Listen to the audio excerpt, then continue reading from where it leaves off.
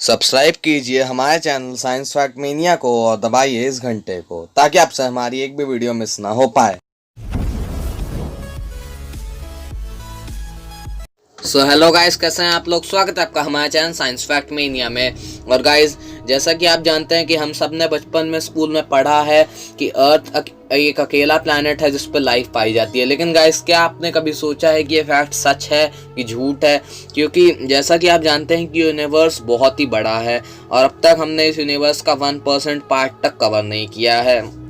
In fact milky वे ही इतना बड़ा है कि उससे बाहर निकलने में हमें 2000 अरब ईयर्स लग जाएंगे और अब तक तो हमने मिल्की वे का तक 1% एरिया कवर नहीं किया। और उसके बाहर भी कई सारी गैलेक्सीज है, जैसे कि एंड्रोमेडा गैलेक्सी। तो ऐसा पॉसिबल हो सकता है कि इनमें कुछ ऐसे प्लैनेट्स हो जिन पे लाइफ पाई जाती हो और उनको अब तक हमने एक्सप्लोर ना किया हो।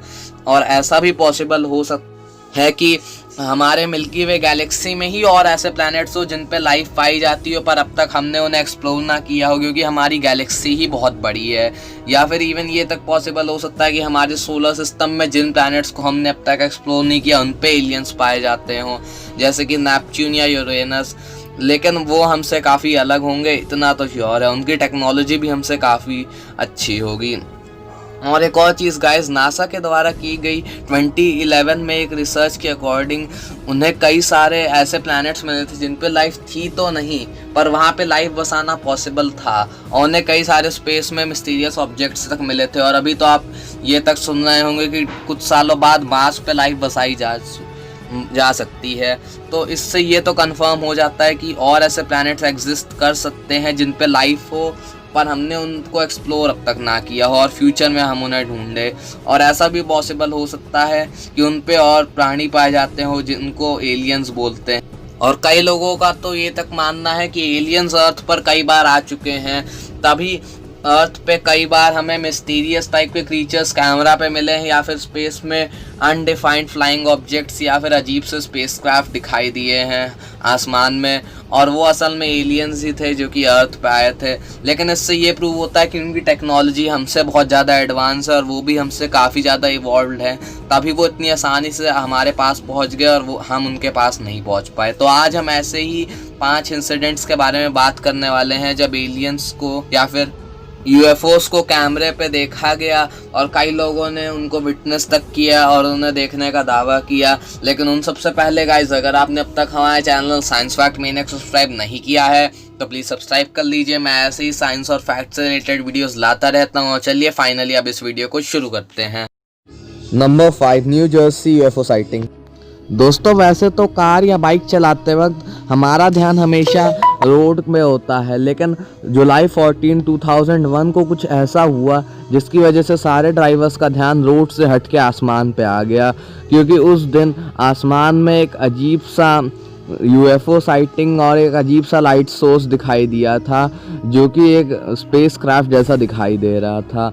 और इसे कई लोगों ने देखा और उन्होंने जब इसे देखा तो वो एकदम इसे देखकर चौंक गए और उन्होंने सोचा कि ये क्या है। यहाँ पे कई सारे मिलिट्री ऑफिसर्स भी मौजूद थे जिन्होंने इसे फर्दर यूएस मिलिट्री पे रिपोर्ट की। और जब उन लोगों ने फर्दर इस पर रिसर्च की तो उन्हें पता चला कि इस लाइटिंग का किसी भी यूएस मिलिट्री शिप, एरोप्लेन या फिर यूएस स्पेस क्राफ्ट से लेना देना नहीं था। यानी कि वो कोई भी स्पेस क्राफ्ट या फिर एरोप्लेन नहीं था।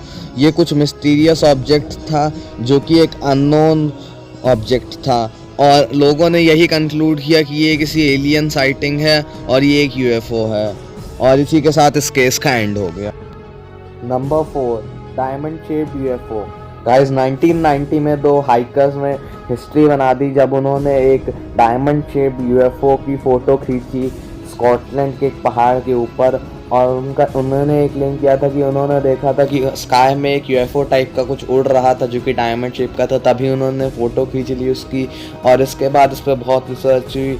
इस पर रिसर्च एक बहुत बड़े ऑर्गेनाइजेशन ब्रिटिश डिफेंस मिनिस्ट्री ने भी की, जो कि ये एलियन रिसर्च के लिए एक बहुत ही बड़ा ऑर्गेनाइजेशन है। और उनकी की गई रिसर्च में यही कंक्लूजन आया कि ये फ़ोटो जो ली गई है ये 100% रियल है और उसमें कुछ भी झूठ नहीं है। और ये यही कंक्लूजन निकला कि ये सही में स्काई में अपीयर हुआ था और ब्रिटिश डिफेंस ऑफ मिनिस्ट्री ने ये कंक्लूड किया कि 100% असली है। और आज तक लोगों का यही कंक्लूजन है कि ये असल में एक यूएफओ था और अंदर एलियंस थे जो कि अर्थ पे आए थे वो। Number 3, Berkshire rugby ball. Guys 2014 में एक प्लेन बर्कशायर के ऊपर से उड़ रहा था जो कि यूके में एक स्टेट है, और उसके ऊपर से उड़ते हुए वो सिर्फ 20 माइल्स दूर था अपने डेस्टिनेशन से, लेकिन तभी प्लेन के पायलट ने प्लेन की तरफ एक रग्बी बॉल आते हुए देखी और वो समझ गया था कि अगर वो साइड नहीं हटे तो ये उससे क्रैश कर जाएंगे, और प्लेन के पायलट ने उसे मिस किया और वो बहुत ही नियर मिस था। और इसी के बाद इस पर पूरी रिसर्च होने लगी कि आखिरकार ये रग्बी बॉल कहाँ से आई थी और इतनी ऊपर कैसे आ गई, और इस इंसिडेंट को एक नियर मिस डिक्लेयर कर दिया गया था 2014 में। और उसके बाद इस पर एक बहुत ही बड़ी रिसर्च हुई, लेकिन आज तक भी इतनी बड़ी रिसर्च के बाद हमारे पास कुछ आंसर नहीं है कि वो रग्बी बॉल आखिरकार कहाँ से आई थी और कहाँ चली गई, इतनी ऊपर कैसे आई थी, और हमारे पास ये भी आंसर नहीं है कि वो किसने फेंकी थी आखिरकार, और आज तक ये एक बहुत बड़ी मिस्ट्री बनी हुई है।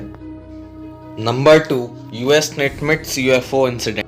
गाइस 14 जन 2004 को एक यूएस शिप जिसका नाम था यूएस नेटमिट्स, जो कि यूएसए का नेशनल फाइटर शिप है, जिस शिप से कई सारे प्लेन्स और हेलीकॉप्टर्स भी लॉन्च किए जा सकते हैं, उसी से एक प्लेन लॉन्च किया गया। उस प्लेन ने सैन डिएगो से 100 मीटर की दूरी पर देखा कि पैसिफिक ओशन से 100 मीटर की दूरी पर एक फ्लाइंग ऑब्जेक्ट ऊपर चढ़ रहा है। वो समझ नहीं पाए क्योंकि इसमें ना ही कोई इंजन लगा था और ना ही कोई विंग्स लगे थे जिससे वो उड़। उन्होंने अपने प्लेन को फुल स्पीड में चलाया और उस यूएफओ को पकड़ने की कोशिश की, लेकिन वो यूएफओ बहुत ही फास्ट था, उनके प्लेन से भी बहुत फास्ट, जिसकी वजह से उसे नहीं पकड़ पाए और वो उनसे बहुत दूर चला गया और उन्होंने उसे खो दिया। और आज तक ये एक मिस्ट्री बनी हुई है कि आखिरकार वो यूएफओ क्या था और कहाँ से आया था, और आज तक किसी को नहीं पता कि आखिरकार वो कहाँ से आया था और वो क्या था। Number 1, the dobby mystery. Guys 2019 के सितंबर पे कैमरा पे एक वियर्ड क्रीचर को पाया गया था अमेरिका में, जो कि कार के पास में वॉक कर रहा था। उसका बहुत ही अजीब था, वो पूरा एक स्किनी टाइप का था। कई लोगों ने इसको ये कंक्लूड किया कि ये हैरी पॉटर के डॉबी जैसा दिखाई देता है, वहीं कई लोगों ने कहा कि ये एक लड़का हो सकता है जो कि बस मैल नरिश्ड हो और स्किनी हो, और उसने वो ज़्यादा खाना ना खाए इसलिए बहुत पतला हो, उसने सिर पे एक अंडरवियर पहनी हो। लेकिन फिर ये भी क्वेश्चन आता है कि वो आगे वीडियो में इतना अजीब तरीके से वॉक क्यों कर रहा था, उसने आखिरकार क्यों सिर पे अंडरवियर पहनी हुई थी, और सबसे बड़ा क्वेश्चन कि वो आखिरकार उसने कपड़े क्यों नहीं पहने इस वीडियो में। तो इन सब से यही कंक्लूजन निकलता है कि वो कोई लड़का नहीं, कोई मिस्टीरियस क्रीचर था, और आज तक एक मिस्ट्री बनी हुई है कि वो क्रीचर क्या था और वो कहाँ से आया था और वो कैसे आया था। तो चलिए गाइस, आज की वीडियो के लिए बस इतना ही। मैं होप करता हूँ आपको वीडियो बहुत पसंद आई होगी। लीव अ लाइक अगर आपको वीडियो पसंद आई, साथ ही साथ हमारे चैनल साइंस फैक्ट में सब्सक्राइब करिए, साथ ही साथ कमेंट करके बताइए आपको वीडियो कैसी लगी, और शेयर तो ज़रूर करिएगा ताकि आप अपने दोस्तों तक भी ये बहुत ही इंटरेस्टिंग वीडियो पहुंचा सकें। तो गाइस, वीडियो में देखने के लिए बहुत बहुत थैंक यू। मैं मिलता हूं आपसे अगली वीडियो में। Till then stay tuned and thanks for watching.